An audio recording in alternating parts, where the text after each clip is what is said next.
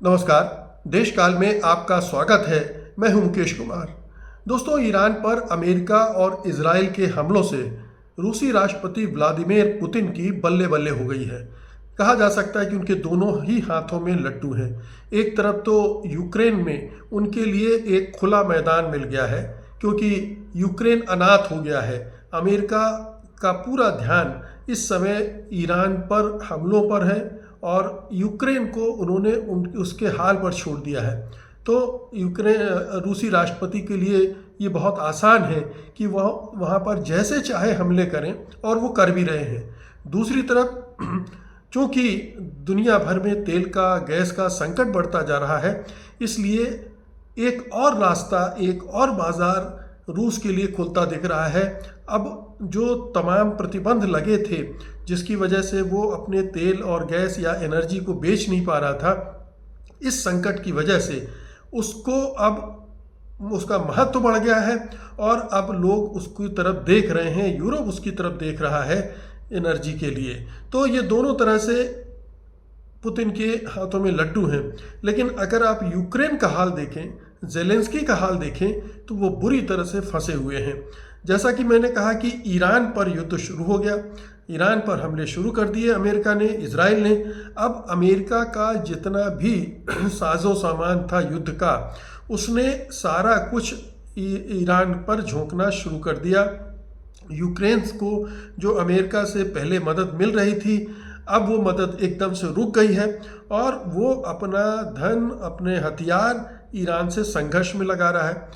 मिसाल के तौर पर पैट्रियट इंटरसेप्टर मिसाइलें, जो कि लॉकहीड मार्टिन कंपनी बनाती है, अमेरिकन कंपनी है, साल में 600 के आसपास वो ये पैट्रियट मिसाइलें बनाती है। अब वो सारी मिसाइलें अमेरिका उठाकर ले गया है मिडिल ईस्ट में और वो ईरान पर चला रहा है। तो वो जो मिसाइलें यूक्रेन को मिल सकती थी, यूरोप उन मिसाइलों को खरीद कर यूक्रेन को देना चाहता था, वो अब मुमकिन नहीं हो पा रहा है। तो जो इस तरह के हथियारों का ज़ख़ीरा था, वो अब यूक्रेन के लिए उपलब्ध नहीं है। अमेरिका के जो सहयोगी देश हैं खाड़ी में, जहाँ पर ईरान जिन पर लगातार हमले कर रहा है, वो अमेरिका से हथियार मांग रहे हैं, जिसमें ये पैट्रियट इंटरसेप्टर मिसाइलें भी शामिल हैं, दूसरे हथियार भी शामिल हैं। अब अमेरिका की प्राथमिकता ऐसे में क्या होगी?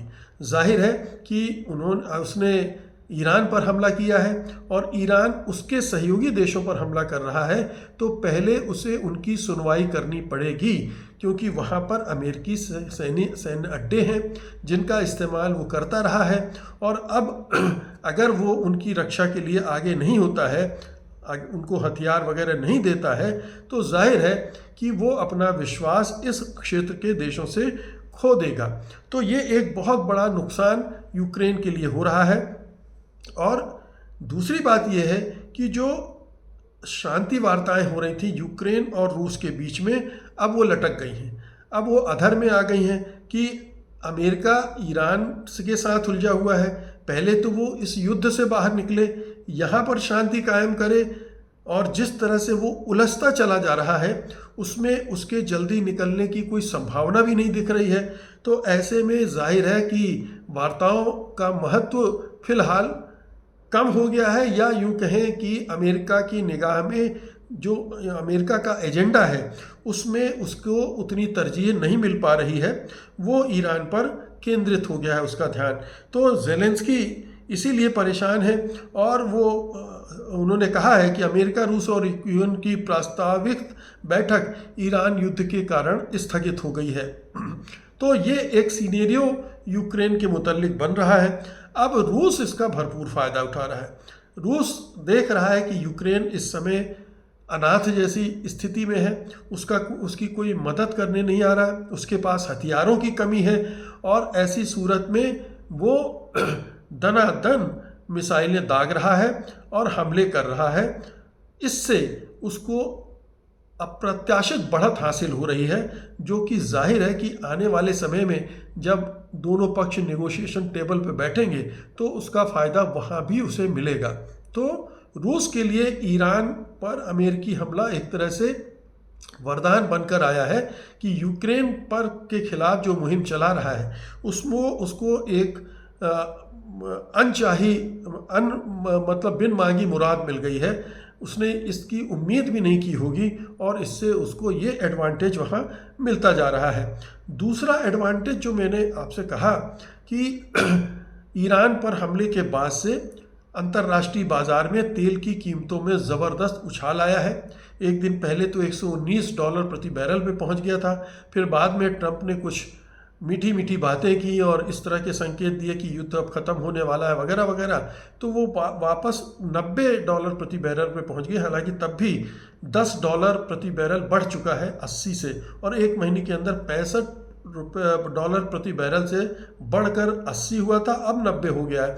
तो ये तकरीबन $25 प्रति बैरल की वृद्धि हो चुकी है और अभी इसमें और भी वृद्धि होनी हो सकती है, इसकी संभावना शंका बनी हुई है, क्योंकि ईरान ने जो हुर्मुज़ जल डमरू मध्य है उसको ब्लॉक कर दिया है। वहाँ से जो तेल मालवाहक जहाज़ होते हैं उनकी आवाजाही बंद हो गई है और उस रास्ते से दुनिया का करीब 20% तेल बाहर निकलता है, वहाँ से पार होता है। तो अगर वही रुक गया है तो इसीलिए तेल की कीमतें 30% से ज़्यादा बढ़ गई हैं और इससे रूस की तेल निर्यात से होने वाली आय बढ़ गई है।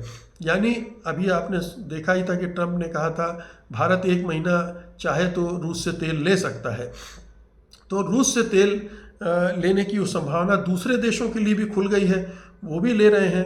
तो यूक्रेन वार के लिए उसे जो अतिरिक्त धन चाहिए या जो सैंक्शन की वजह से रूस को नुकसान हो रहा था, ईरान युद्ध की वजह से वो रास्ता खुल गया है। अब वो बड़ी तादाद में तेल और गैस की सप्लाई करके और बढ़ी हुई कीमतों में बेचकर अपने उस घाटे का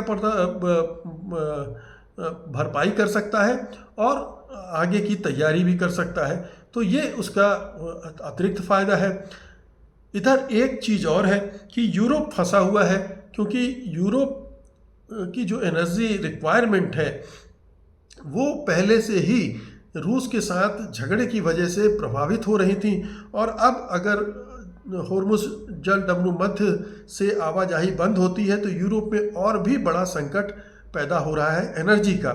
और ये देख रहा है और रूस ने ऑफ़र कर दिया है यूरोप को कि अगर आप चाहो तो हम तेल गैस आपको सप्लाई कर सकते हैं। मजबूरी में यूरोप को रूस की तरफ देखना पड़ सकता है, रूस की मदद लेनी पड़ सकती है और ये रूस के लिए एक वरदान साबित होगा, क्योंकि बड़ी तादाद में रूस यूरोप को एनर्जी सप्लाई करता था, ख़ासतौर पर गैस। हंगरी वगैरह को तो अभी भी वो कर रहा है, ट्रंप ने उसकी अनुमति भी दे रखी है। लेकिन अब अगर यूरोप भी उससे एनर्जी खरीदना शुरू करता है तो ये उसके लिए एक बहुत बड़ी उपलब्धि हो जाएगी इस पूरे संकट के दौरान। उधर चूंकि जेलेंस्की ने हंगरी के प्रधानमंत्री विक्टर ऑर्बन से एक झगड़ा मोल ले लिया है और ऑर्बन जो है यूक्रेन को जो $90 बिलियन का EU का लोन पैकेज मिलने वाला था उसको वीटो कर रहे हैं। तो जो यूरोप से मदद मिलने वाली थी उसमें भी बाधा पैदा कर रहे हैं और जिससे यूक्रेन की आर्थिक मदद पूरी तरह से रुक गई है। इसके अलावा द्रुजबा ऑयल पाइपलाइन जो रूस से हंगरी और स्लोवाकिया को तेल पहुंचाती है उसमें बाधा आई है, जिसकी वजह से ऑर्बन ने इसे यूक्रेनी ब्लॉकेट कहा है और इससे झगड़ा बढ़ता जा रहा है। जेलेंस्की ने धमकी दी है कि अगर हंगरी मदद रोकेगा तो यूक्रेनी सैनिक अपनी भाषा में संपर्क करेंगे या जवाब देंगे, और हंगरी ने इसको धमकी माना है। और इससे EU ने जेलेंस्की की भी आलोचना की है और हंगरी के विपक्ष ने यूक्रेन से संबंध तोड़ने की मांग तक कर डाली है। तो ये यूक्रेन के संबंध यूरोप के साथ खराब हो रहे हैं, हंगरी के साथ खराब हो रहे हैं, ईरान की वजह से उसे मदद मिलनी बंद हो रही है। तो बुरी तरह से जेलेंस्की फंस गए हैं, उन्हें कोई रास्ता सूझ नहीं रहा है। अब रूस से ऊर्जा ज़रूरतों का जो सवाल है वो प्रमुखता हासिल कर रहा है, जाहिर है, क्योंकि जब बाकी सप्लायर जो पूरे मिडिल ईस्ट के सप्लायर हैं वो फंसे हुए हैं। तो वो सप्लायर जो दे सकते हैं, जैसे इधर रूस है, वेनेजुएला है, ब्राज़ील है, कुछ लेटिन अमेरिकी देश और हैं, अफ्रीका के कुछ देश हैं जो तेल उत्पादन करते हैं, उनके ऊपर ध्यान चला जाएगा। लेकिन रूस उसमें चूँकि सबसे ताकतवर और यूरोप से लगा हुआ मुल्क है, इसलिए उसके लिए संभावनाएं और प्रबल बन जाती हैं। तो आप देखिए कि कैसे रूसी राष्ट्रपति व्लादिमीर पुतिन अपने पत्ते खेल रहे हैं। इसी क्राइसिस के समय उन्होंने डोनाल्ड ट्रंप से फ़ोन पर बात भी की और ईरान के संकट के समाधान के लिए कुछ प्रस्ताव, कुछ सुझाव भी दे दिए। तो वो अंतर्राष्ट्रीय राजनीति में भी अपना दखल दिखा रहे हैं। अमेरिकी राष्ट्रपति डोनाल्ड ट्रंप को वो रास्ता दिखाने की कोशिश कर रहे हैं। आप समझिए कि किस हैसियत पुतिन ने क्या हैसियत हासिल कर ली है अपने, हालांकि उनकी इकोनॉमी बहुत बुरी स्थिति में है और बहुत बड़ी इकोनॉमी नहीं है। इसके बावजूद चूंकि वो एक सैन्य शक्ति के मामले में एक बड़ा मुल्क है, ताकतवर मुल्क है, इसलिए उसके पास बहुत सारे लेवरेज हैं और एनर्जी के मामले में भी वो ताकतवर है।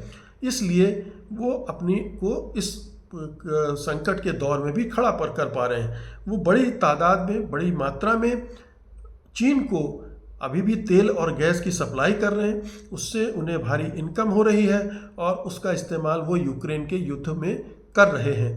तो तमाम तरह के सैंक्शन दबाव के बावजूद रूसी राष्ट्रपति अपनी नैया खेल जा रहे हैं और चूंकि ईरान में पर हमला करके अमेरिका बुरी तरह से उलझ गया है, उसका जो हथियारों का उत्पादन है या स्टॉक है, पहले तो वो यहीं ख़त्म हो रहा है। अभी तो ये तक कहा जा रहा है कि कुछ दिन और जंग चलती रही तो अमेरिका के पास हथियारों की भी बहुत कमी हो जाएगी और संकट हो जाएगा कि वो ईरान से लड़ें कैसे, क्योंकि अमेरिका का जो हथियारों का प्रोडक्शन सिस्टम है वो लंबी समय की मांग करता है, उसमें लंबा समय लगता है।